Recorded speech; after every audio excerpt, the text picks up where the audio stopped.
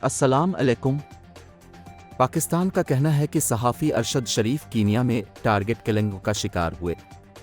इस्लामाबाद, पाकिस्तान के वज़ीर दाखिला ने मंगल के रोज़ कहा कि शवाहिद से पता चलता है कि एक मुमताज़ पाकिस्तानी सहाफ़ी कीनिया में टारगेट किलिंग का निशाना बना, न कि हादसाती तौर पर फायरिंग। हालांकि इसे इस वाक़ये के बारे में मज़ीद मालूमात की ज़रूरत है। पुलिस ने बताया कि टीवी सहाफ़ी अरशद शरीफ को 30 अक्टूबर की शाम कीनिया के दारुल हुकूमत नैरोबी में गोली मारकर हलाक कर दिया गया। पुलिस की एक रिपोर्ट में बताया गया है कि कार चोरों का शिकार करने वाले अफसरान ने इस गाड़ी पर गोली चला दी जिसमें वो सफ़र कर रहा था जब वो बगैर रुके उनके रोड ब्लॉक से गुजर रही थी।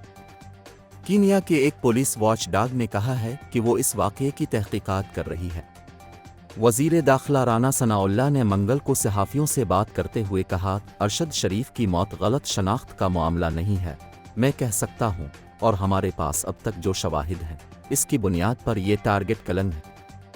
हमें अभी भी इस सब की तस्दीक के लिए मज़ीद सबूत हासिल करने की ज़रूरत है और हमने कीनिया की हुकूमत से मज़ीद डेटा तलब किया है।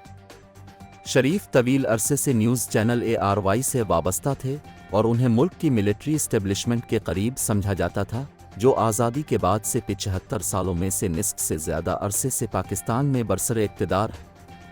ताहम अप्रैल में पार्लियामेंट में अदम एतमाद के वोट के ज़रिए साबिक़ वज़ीर आज़म इमरान खान की हुकूमत को हटाने के बाद शरीफ फ़ौज पर तनक़ीद करने लगे।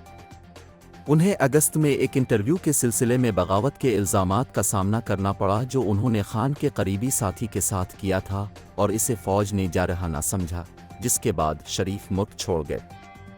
इस कत्ल के बाद पाकिस्तानी हुकूमत ने 2 रुकनी कमेटी तश्कील देने का हुक्म दिया जो तहक़ीक़ात के लिए कीनिया रवाना हुई। फ़ौज के मीडिया विंग के director general lieutenant general Babar Iftikhar का कहना था कि अभी तक इस बात का तयन नहीं हो सका कि इस कत्ल के पीछे कौन है।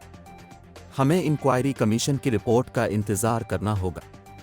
इस्लामाबाद में शरीफ की तदफीन से कबल प्रेस कॉन्फ्रेंस के दौरान उन्होंने कहा कि जब तक रिपोर्ट जारी नहीं होती इल्ज़ामात लगाना मुनासिब नहीं। बशुक्रिया अरब न्यूज़।